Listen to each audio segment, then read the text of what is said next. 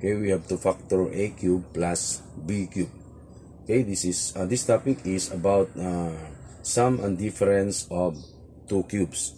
But in this case, so this is positive, so this is sum of two cubes. Okay, so we have to find the two factors.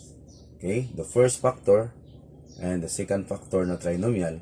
Yung first factor natin dito is a binomial. Okay, so una, we have to, the first factor, kunin natin yung cube root ng a. So that is a. And since positive yan, kupihan muna natin yan si positive. And the cube root of b. Okay, so is b. Okay, ngayon, kunin natin yung second factor. So, anong isulat natin dito? Yung first step natin dito is we have to square the first term of the first factor. So, we have to square that one. So, magiging a squared. Okay?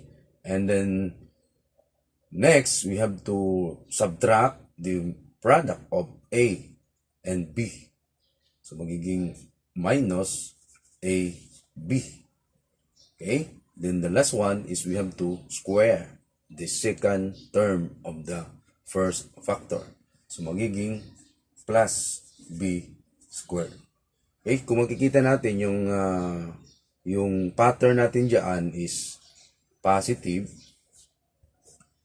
and negative positive. So yan ang sundin natin na pattern kapag sum of two cubes. Okay?